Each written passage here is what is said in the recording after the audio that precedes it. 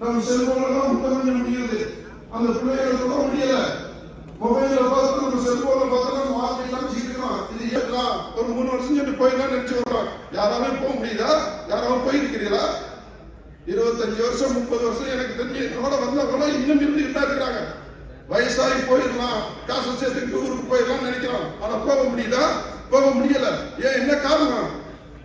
நம்முடைய சுமைகள் கூடிக்கொண்டே இருக்கிறது. நம்முடைய வாழ்க்கை சுமைகள் கூடிக்கொண்டே இருக்கிறது.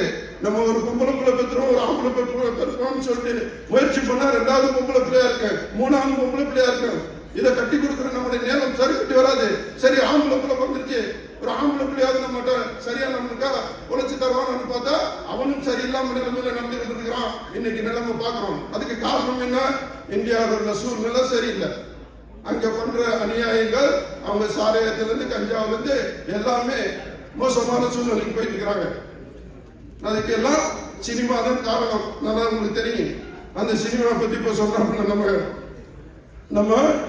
நம்முடைய நடிகர் இப்ப வந்திருக்கிறவங்க உங்களுக்கு தெரியும். அவங்க குடிக்காம இருக்க முடியாது சொன்னது போதே தெரியுது. சினிமா உலகத்துல போனாலே எல்லாம் நாசமா தான் போவான்னு சொல்லிட்டு அவங்களே சொல்லி காட்டிட்டாங்க. எனக்கு எத்தனையோ வாய்ப்பு கிடைச்சி சினிமாவுக்கு போறதுக்கு. ஆனா அங்க போனா நானும் என் நிலைமையும் மோசமா தான் போவேன். இந்த மாதிரி நம்ம கை காட்டிட்டான் போயிடாதேங்கிறாங்க. அதான் உண்மை. நான் அதனால போகவே இல்லை. அவ்வளவு நம்ம பாக்கியராஜ்ல இருந்து பாலாவில இருந்து விக்ரம்ல இருந்து எல்லாரும் வந்திருந்தாங்க. அத்தனை பேர் கூப்பிட்டு உங்க படம் எடுங்க, உங்க கதையை ஒரு படம் எடுக்கலாம்னு சொன்னாங்க. ஆனால் என் கதையை படம் எடுக்கலாம், என் கதை நாளைக்கு என்ன ஆகும்னு தெரியாதுன்னு நான் அந்த பக்கமே போகல. அடுத்தது எப்படி சொல்றது? அடுத்தது அரசியல்வாதிக்கு வாங்க, அரசியலுக்கு வாங்கினாரு. நம்முடைய அன்சாரியே இருக்கட்டுமே, இந்த வாட்டியாவது 2 சீட் எப்படி கிடைச்சது கவலைப்படாத. ஒரு சீட்டை நான் உங்களுக்கு தந்துடுறேன், ஒரு சீட்டை நான் நிக்கிறேன். அவங்க சொல்லாம சொன்னாப்புலன்னு வச்சுக்கிறீங்கன்னா இன்னைக்கு அந்த கட்சி உடஞ்சு போயிரு. அதனால நான் சொல்ல விரும்பல. அந்த கட்சி இந்த கட்சியாவது நீ கரெக்டாக இருக்குன்னு நினைக்கிறேன். அதனால அந்த கட்சிக்கு நான் போக விரும்பல. அரசியலுக்கு வரல. எல்லா கட்சியும் எனக்கு கூப்பிட்டாங்க, ஏடிஎம்கே டிஎம்கே எல்லா கட்சியுமே கூப்பிட்டாங்க. ஆனால் எனக்கு அந்த அரசியலும் பிடிக்கல. ஏன்னா நான் இந்த மக்களை, இந்த குவைத்தில் இருக்கிற தமிழ் மக்களை காப்பாற்றுங்க. அதுதான் என்னுடைய ஒரே லட்சியம். அந்த லட்சியத்துக்காக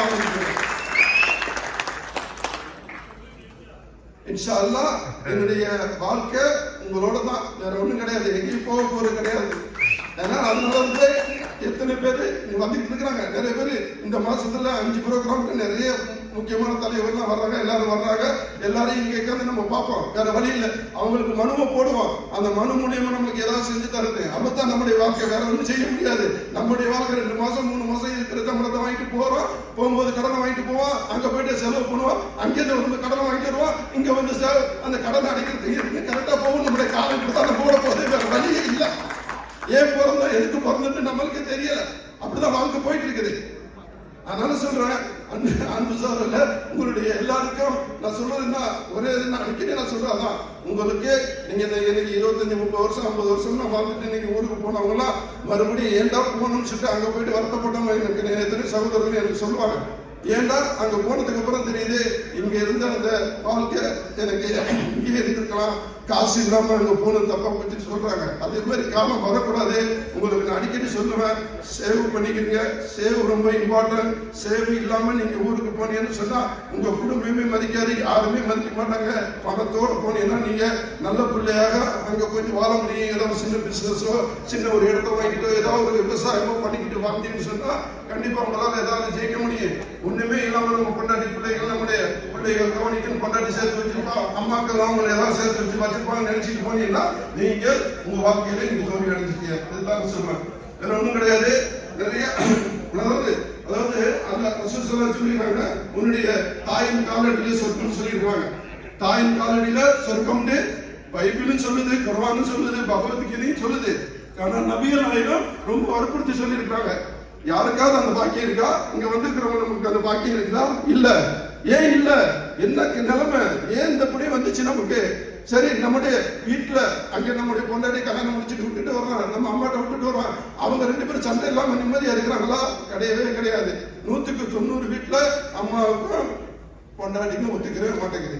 இது எப்படி நம்ம சமாளிக்கிறோம்? இங்க உட்காந்து மொபைல்ல உட்காந்து சமாளிக்கிறது நம்ம பாட போகுது. கஷ்டம், அவங்க கஷ்டம். அங்க மேல வந்து கல்லை தூக்கிட்டு நம்முடைய கன்ஸ்ட்ரக்ஷன் ஒர்க்ல இருப்பான், கட்டட வேலையில இருப்பான். பொண்டாட்டிக்கும் அம்மாவுக்கு சண்டையா இருக்கு. அதை கேட்டு அவன் இது கீழே விழுந்து செத்தவங்க நிறைய பேர் இருக்கிறாங்க. டிரைவரா இருக்கிறவங்க எத்தனை பேர் உங்களுக்கு தெரியும்? டிரைவரா இருக்கிறவங்க அவன் டிரைவிங் பண்ணிட்டு இருப்பான். அந்த நேரத்தில் அவன் பொண்டாட்டிக்கு அவங்க அம்மாவுக்கு சண்டையை பார்த்துட்டு இதனால கவலைப்பட்டு எங்கேயாவது ஆக்சிடென்ட் ஆகி செத்த நிறைய பேரை நம்ம பார்த்துருக்கிறோம். இதுக்கெல்லாம் காரணம் என்ன? நம்முடைய தலை எழுத்து வேற ஒண்ணும் கிடையாது. நம்முடைய அரசியல்வாதிகள் அங்க இருக்கிறவங்க, இங்க இருக்கிற நாடு, இந்த நாட்டில் உள்ள எந்த மனிதனாவது எந்த நாட்டிலாவது போய் வேலை பார்க்கறாங்க பாருங்க. இங்க அரபு கண்ட்ரில இருக்கிற இத்தனை GCC கண்ட்ரில இருக்கிற இந்த 6 கண்ட்ரில உள்ளவங்க யாராவது போய் வெளியில போய் வேலை பார்க்கறாங்க பாருங்க. இந்த அழகா அவங்களுடைய 9 மாசம் நல்லா ஒர்க் பண்றாங்க. இந்த 3 மாசம் இந்த சம்மர்ல அப்படியே எல்லா வெளிநாட்டுல போயிட்டு சுத்திட்டு வந்து பொண்டாட்டி பிள்ளையோட போயிட்டு வந்து சந்தோஷமா வர்றாங்க. ஏன் நம்மளால முடியல? நமக்கே இந்த நிலைமை. நம்ம என்ன பாவம் செஞ்சோம்? யோசிச்சு பாருங்க. நம்முடைய தலையெழுத்து. அதுக்காக நீங்க வருத்தப்படாதீங்க. இன்ஷா அல்லாஹ் நம்மளுடைய ஆனால் யார் சொர்க்கம் போறாங்களோ இல்லையோ, நம்ம கஷ்டப்படுற அத்தனை பேருக்கும் சொர்க்கம் கண்டிப்பா இருக்குது. அந்த கஷ்டத்துல வாழ்ந்து அந்த கஷ்டத்தோடு நம்ம இறந்துட்டோம்னா கண்டிப்பா அந்த பிரிதௌஸ்ங்கிற சொர்க்கம் நமக்கு கிடைக்கும். அந்த சொர்க்கத்துக்காக நம்ம வாழ்வோம். நம்ம கொண்டாடி பிள்ளையோட இன்ஷா அல்லாஹ் அங்க நம்மளுக்கு குடும்பத்தோட சேர்ந்து வாழ வச்சு அதுக்கு நம்ம உதவி செய்யறதுக்கு நம்ம எல்லாமே துவா செய்யணும். நான் கேட்கிறோம். நம்ம அரசாக்கு நேரம் கொடுத்துட்டு அடுத்த இன்ஷா அல்லாஹ் 15 என்னுடைய உரையை கேட்க எல்லாரும் வந்து கேட்டுக்கொண்டு முடிக்கிறேன். அஸ்ஸலாமு அலைக்கும்.